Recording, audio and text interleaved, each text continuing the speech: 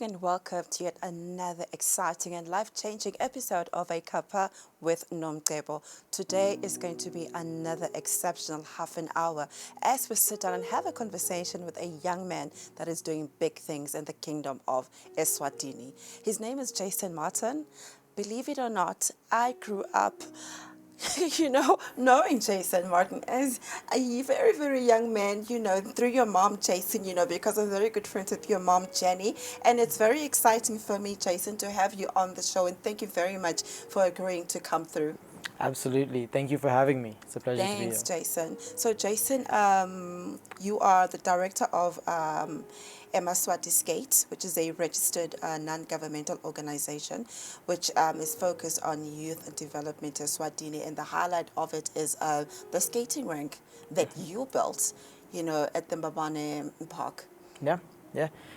So my NGO is basically it's skateboarding. Skateboarding is something that I took to when I was a young boy. Right. And it was quite a struggle in Eswatini as we had nowhere to skate. Yeah. Back then, Corporate Plaza was very comfortable with people skating in the car park, but as it developed, it became a liability. So it made it Right. very difficult for people to try and skate. Okay. I was very blessed at the age of 10 years old to be able to go to Sweden because I'm diabetic. And Yeah, which I'm going to cut you quickly because that is where I really wanted us to start this conversation, because that's where it all began. That's where the skating, Yeah. world, in your life began. When you were 10, you were diagnosed, with diabetes. when I was In your 5. life, when you were 5, Yeah. and your life significantly changed. Yeah. Take us back to that time. So I feel like the first part of my story is more my mom's story to be Yeah. able to tell, because I've got a very clear image when I was a child. So I was corrected by my mom to actually be told that this was not when I was diagnosed. This was a Right. couple years later. But for me in that experience, it felt like this was the diagnosis because at 5 you don't really remember much. Right. But I very distinctly being in Mbabane clinic, and I was in one of the beds, and the doctor was coming past, and he had this box of needles, syringes. And when you're young and you see these needles, you get very scared. Of course. And I'm watching him. There were no other patients in the beds. Well, at least that I could remember at the time. And I remember counting and going, "He's not going to stop by me. He's not going to stop by me," and he stops Can by imagine. me. Yeah. Yeah. So that was the start. That was my diabetes. And what happens then? The doctor comes to your bed with those needles. He pokes you and... So actually, no, I actually don't remember what happens after that. I only remember that brief moment of this box of needles. Right. But from that point forward, what happens is that this is the point where I've got to start injecting myself. So between the ages of say 5 years old and about 9, 10 years old, Right. my mom would always be the one injecting me. I am very lucky and blessed. I thank God every day for the mother that I have. Yes. Because she has been a solid stone in my life, Right. keeping me down, keeping me grounded. And because when I was in grade 1, it used to be a show and tell thing for me. My mom would come, she'd have to come inject me, she'd have to bring me food. And And was... what was that like for you? There you are in grade 1 and you're having it's daily, right? Yeah. Yeah, daily. And that's something that's not normal, really. So what is that like for you? That's true. Again, this is why I thank my mom, because it isn't normal. I've got to inject myself 3 times a day, 3 maybe 4 times a day, depending. And when you're young, especially in school, and here comes break time, you're about to Yeah. eat, and your mom shows up, she's going to give you an Right. injection. Yeah. I was a very ambitious kid because of my mom from the beginning. So it was never a fear point in me. It was kind of like a superpower, for say. Right. Here's my mom come, I got to do my injection, lift up Yeah. my sleeves, my arms. Hey, friends, come and watch, come check this out. Yeah. So it was always I was always excited to It was want to a talk and definite show show and people. tell, yeah. I actually, 1 year in grade 1, because we used to do this show and tell where you'd bring your favorite toy or favorite whatever it was. And I actually brought my mom to do my injection in front of the class. So yeah. She's a hero, I must say. Absolutely. And then there you are, you grow up, because we know about sugar diabetes, but you unpacking it for us right now, is giving us that clear indication as to how it affects one, on a daily basis. You move from mom giving you those injections to injecting yourself. And what is that step like for you? So it's a very big step. I think the injections. There were points in my life where I was very scared to do my own injection. And sometimes you pretend. Like I used to squirt some of the insulin onto my T-shirt to make it look like to my parents that I had done my injection. But luckily, my mom is who she is, Yeah. and she always knew better. So she managed to maintain keeping my blood sugar in order, even if I would try to do little things like that, because Yeah. it's scary. Yes, because I just want us to have this full understanding, because here you are, at times you would, you cheat, as you say, it's diabetes. Yep. And so what were you going through, in life, say maybe you don't have enough sugar, in your system or in your blood. What would Yeah. be the occurrences that you'd go through? Okay. So I'm gonna break it down a little bit just for clearer understanding, because Yes, I know please. I know people love calling it sugar diabetes. Yeah. But it puts a very big misconception into people's minds. And that's because when people talk about sugar, we talk about like in our cup of tea. Yes. We talk about sugar like in if we're having a donut. But sugar is in everything that we eat. The way your body breaks down different foods is what converts into different types of sugars. Right. And we have four main types of sugars, which is sucrose, lactose, fructose, and glucose. Right. Now, sucrose is the most common one. That's the one that we use for Yeah. our sugar. Glucose is the one that is the natural body sugar. Then we have lactose, which is the sugar found in milk. And then you have fructose, which is the sugar found in fruit. Now, what diabetes is the balance of sugars in your body and how it breaks it down. Okay. So my blood sugar can go too high from eating too much food, or it can drop too low from not eating enough food or doing too much insulin or too much exercise. Right. A person without diabetes would experience this, such as if someone went to the gym and they haven't eaten properly and they feel this fatigue, exhaustion. That's a lack of sugar in your body. Now, if I'm as a diabetic, if that happens to me, it's to the extreme end where when that happens, I risk going into a seizure, I risk going into a coma. So the low blood sugar part of diabetes is the most dangerous. The high blood sugar is now eating too much food. So again, the reason I wanted to correct the sugar diabetes Yeah. is because a lot of people get quick when, like, say there's a donut on the table and they go, Yeah. "Oh, you're diabetic, you can't eat that," and it gets upsetting. They are correct, but Yeah. I can't eat that as much as you can't eat that. It's just as bad for you as it is for me. But what they don't realize is something like pap, maize. We love pap and maize. Yeah. Maize. But that breaks down in the body slowly, which can cause a slow rise in the blood sugar. Whereas a donut is a quick rise. You know what's Yeah. happening. Whereas the maize affects you later on. So now you have to get down to the understanding of food and what is on your plate, Yeah. how foods break down, how much you're eating. It's just about normal diet, taking care of yourself Yeah. on a normal basis. Thanks for that education. I think that's very important, and I'm glad that you actually unpacked that for us. So there you are, you're growing up with diabetes, and within your family, how did it affect your family? Besides your mom being the soldier, being there, because you've got siblings as well. Two beautiful younger sisters. What was that like for them? Having to watch their brother constantly either, getting those injections and. Absolutely.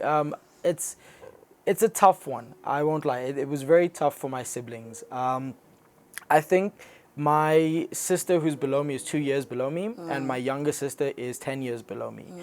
So the age gap has a huge difference between what they experienced in my life. Right. But just as my mother is, my sisters took care of me as much, and I think it can become quite intense. Like, when you're growing up and you're the eldest sibling, you're meant to look after your younger siblings. You're meant to take Yes. care of them. Yeah. But in this condition, it was the roles reversed. my siblings were always taking care of me. My middle sister must have a lot of the times felt like the spotlight was out of her reach, because mom is forever taking care of me. If it's a hospital situation, if my blood sugar drops or it goes too high, and now they have to deal with me going to hospital. Yeah. And it's, when you have high blood sugar, which is too much sugar in the body, what happens is the way. So just to break down diabetes again real quick, the pancreas is an organ in the body that helps to break down the foods, the different sugars. Right. And if we think of it like a house, it would be the sugars in the body, because that's what gives us our energy. And the key for that house would be the insulin that our pancreas releases. Now, when you don't have that insulin, it's a locked house that things are trying to get inside. Yeah. And what happens with my diabetes is that when you get high blood sugar, your sugars can't be broken down to give you that energy. But then it means the cells start to think they're starving themselves. There's no energy coming in. Yeah. And what that looks like from the outside is you start throwing up. And in about the space of a few hours, you go from like my size to stick skinny. And my sisters have to witness this firsthand, and it's scary for them. Yeah. But I'm very thankful again to God for the family that He gave me, because my sisters, although they went through that, it brought us closer. Yeah. They have been people who look out for me, who look after me, and I'm very thankful for them for that. It's amazing, Jason, because I remember, watching you growing up, with your sisters, and there was never an inkling that, there's anything, wrong with you, not like there's something wrong with you, but look, that you have such a condition, But what was your worst scare, or your worst experience, having maybe a diabetic attack or something? Sure, that's a great question. I got to think about it. So, I it's not something that happened in my past. I don't think. Actually, there was one. I remember when I was about, I think it was like 16, 17 at the time, and we were with some missionary friends of ours, and getting insulin into the country has been a struggle. For the longest time, we've struggled with insulin. And so I buy my insulin from the pharmacy, which can be very costly as well. Now, we weren't able to get insulin at that time, and the only place to get insulin was in South Africa. And I remember that day, we couldn't get insulin. My mom had gone to South Africa to try and get some, and the family I was with, I ended up having a high blood sugar because it had been My word, yeah. almost 17 hours without any insulin, and I start throwing up. Now, my mom is not there. No, they had to put me, my body temperature was so hot, they put me in an ice bath, and I completely melted the ice to the point where the water was warm. And so in my mind, I think for me, what was happening for me, I couldn't tell what was happening. I was very disillusioned, but my sister thought that was the end. They didn't know what was going to happen that's after scary. that. And I'm very thankful to a family friend of ours, Paul, who gave my mom a ride from South Africa and rushed her straight to our doorstep to inject. I ended up having to go to hospital, but had she not got there to inject a little bit of insulin at that time, that could have been a very atrocious story. Jen is quite the angel, I must say. Absolutely. We need to take a quick commercial break, and when we come back, we hear more from Jason about his journey being a diabetic and all the challenges that he managed to overcome. We'll be right back.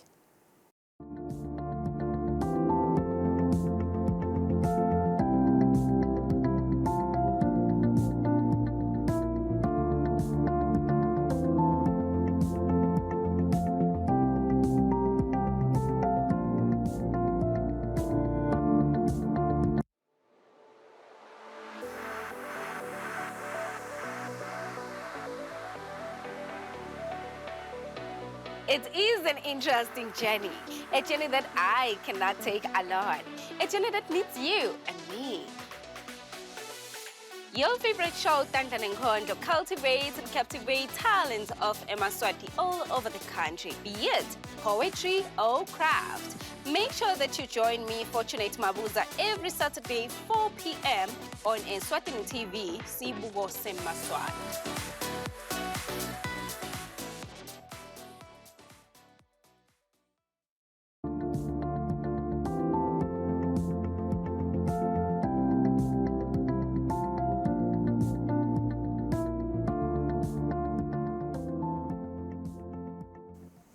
You're watching a Cuppa with Nomcebo, and I'm having a wonderful conversation with Jason Martin, who's sharing a very unique story about him being a diabetic, but making sure that he beats all those odds and become an absolute winner for Eswatini. He is the director of Emaswati Skate, and that is prevalent, with the huge skating rink that we have at the Mbabane Prince of Wales Coronation Park.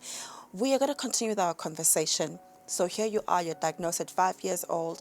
At 10 years old, your mom comes through once again, gives you an opportunity to go to Sweden, where she wants you to be afforded an opportunity to learn more about how to take care of yourself, as a diabetic. Tell us about that journey. Okay.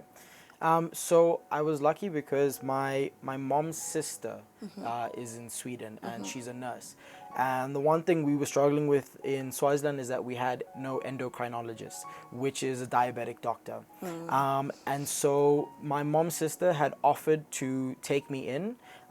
She had a deal with my mom that my mom would pay her back over the years in order to pay for the plane ticket and my stay there, as I'd only be staying there for 6 months. I thought it was a great idea, new experience, new place, and even better for my mom, because the biggest thing we struggled with, especially with my siblings in this time, is that I was not maintaining my diabetes. I didn't understand my diet. I didn't understand how to inject. And we were dealing with this huge fluctuation. And so going to Sweden was the opportunity to learn, which it was. It bared fruit to what had to come next in my life. So I get to Sweden, and I very distinctly remember this. So skateboarding was a huge part of my life from a young age, because my mom used to skate, and so she always made sure that we had skateboards with us. And what happened was, I'd already been skating at that point, and my skateboard came everywhere with me. This was the number one thing. So going to Sweden, my skateboard was going to come with me. And I remember getting picked up from the airport, and we driving back to where we're staying. And this guy is on a skateboard, and he's going down the road, and he does something on a skateboard where, like, the skateboard lifts, his body lifts, the skateboard flips, and then, he continues down. And I'm in awe. Yeah, like, I can imagine. Especially here in Swaziland, we don't have skateboarding here. So I've never seen this happen before anywhere. So I was like, okay, this is the place that I need to be. My diabetes in Sweden was very good. It was great. But this is the point where my skateboarding story now takes over. Okay. And the reason that is because I must say I was very blessed when I was in Sweden. I was surrounded by doctors. I was in an environment where they fully take care of you. And even the food, the portions of what we have in our food is very different that side due to regulations. So managing my diabetes when I was there was far, far simpler than when I was here. But this is something I only later realized in my life, because I now that I'm older and I understand nutritional breakdowns, this is why I could have that comparison. But whilst I was there, right where we stayed, so Sweden is broken up into different, you have a car lane, you have a bicycle lane, and then you have a walking lane. Right. So the bicycle lanes are tarred, very smooth, and you can skate down them. And right where we stayed, there were these ramps that were built that made this sort of like mini wooden skate park. And when I was there, I was so intrigued by this. I was like, how did they get this? Who built this? Everyone is maintaining and looking after this. Until I met some of the local skaters, who then told me that this was actually built by the kids of the area. Okay. There was a gentleman who looked at them and said to them that, look, I will buy all the materials. I will invest in this. And all I want out of this is that you are the ones to build it, look after it. And I thought, wow, someone who actually like entrusted this to the kids, and they did an amazing job. And that set my career path. Because when I came back, I was about 11 years old. I turned 11 when I was in Sweden. But skateboarding was always on my mind. So before I left, I remember it was grade 3. We had this question paper. And on the question paper, it said, what do you want to be remembered for? And I wrote, build a skate park in Eswatini. What a question. Right. Right? For a grade 3 student. Yeah. Oh my word, yeah. I can imagine. I mean, the only reason I remember all this is because like a few years back, I actually found this question paper. Oh, nice. And the fact that I had written this shocked me more, because I didn't think that's what I wrote. Life comes full circle. That's what we were talking about before our interview began. But yeah, do continue. It does, absolutely. And so with that, when I was in Sweden and I saw this sparked a fire in my heart. I was like, before I was certain I wanted to build a skate park, but now I'm even more certain that with the youth, we can do this. Yeah. There's no barrier that will stop me at this point. I'm going to figure out a will and a way, and I'm going to make it forward. And that was my Sweden trip. I mean, there was a lot of other fun things that happened in and out, but that was my biggest take back that I came back with. Yeah. So you come back at the age of 11. Yeah. So you go back, into the. What would you say besides the skate park? Because we're going to talk a lot about, that end, because that is really big, for me. But what other elements did you bring back with you, from Sweden, with your journey, of being, having your eyes and your mind, opened up about, as a child, that you are capable, even as a kid, to dream big. Having seen the infrastructure in Sweden, and you're coming back with all this fire. Yeah. How do you handle this fire that you have? Okay, so actually this has a struggle point to this story with it as well, because adjusting back when I came, it was very difficult. Yeah, let's talk about the adjusting back. Yeah. Yeah. I am, I'll start by saying this. I'm a Christian, and I converted in 2019. And this also has a powerful story within it. And the reason I say that is because two of the main things, when I was in Sweden, I remember when I got to be able to go to school in those first 5 months that I was there. And one of the biggest shocks for me was when I went to go and sit down with the principal. Now, we have it here all the time. You go into the school with your parents, and you're sitting with the principal. You're going to hear the rules, and you think, okay, this feels like, I'm going to be barricaded in. There's a lot of rules that I have to follow. What do I have to adhere to now? And then I remember sitting with the principal, and he looks at me and he says, we've got two main rules, and the rest is common sense. And I almost sat back. I thought it was a joke at first. I said, what do you mean common sense? I'm a 10-year-old. Yeah. But I quickly learned in that time what they meant by common sense. They entrust a lot of things to the youth. Right. They allow for this point of growth in you in order for you to be able to understand what is happening around you. If you're going to misbehave, that's on your terms. And you need to understand what you've done, not be told what you've done. And when I came back, I almost fought the school system all the time. Here's an 11-year-old in primary school, and I'm forever arguing with the teachers, forever arguing, because in my head, I just came from this place where they allowed me to grow, where I wanted to be at school all the time. And then I came back here where it was like, no, I'm feeling like I'm suppressed. I'm feeling like I'm put down. Now, having my diabetes, because diabetes also has an effect on the emotions, was not helping this situation. The other part of this that was quite funny was, so in Swaziland, we're very lucky. We don't get exposed to a lot of things that the rest of the world has. Right. And when I was that side, I met my first, a 10-year-old who called himself an antichrist, which is, it's quite... And for me, I was, again, here's this kid, he was dressing in all black, upside down crosses, and listening to rock music, and I'm like, yeah, wow, this looks cool. Like, I have no idea what this is. And again, as a kid, you're impressionable. You don't know these things until you get exposed to them. And so when I came back home, I had also taken to this. And I thought being an antichrist was just wearing black clothing and listening to rock music. And were you calling yourself an antichrist? I was. Like, I remember writing it. I remember I came to class the one time and I turned my jacket inside out and I wrote it on the inside. And the kids went ballistic. They're like, teacher, this is what he's done. And the teacher comes to see me and I turn my jacket around. I'm like, I don't understand. Like, what's wrong? Now, imagine I came from Sweden where all the teachers didn't mind. I also didn't understand how religion was viewed in Sweden, right? And so they had nothing against the kid. He could do what he wanted, how he chose. And then I came back to my school where, we're predominantly Christian. Yes. And they hear me saying I'm an antichrist. And I remember my teacher flipping out at me. And I was just like, I don't even understand what is going on. Like, this is my belief. Like, not understanding how bad it is. Jason, I am shocked, sitting here because I'm like thinking, even if I were an adult or a kid, seeing that, and hearing someone confess that they're the Antichrist, that was quite something, I must say. This has been a very fast half an hour.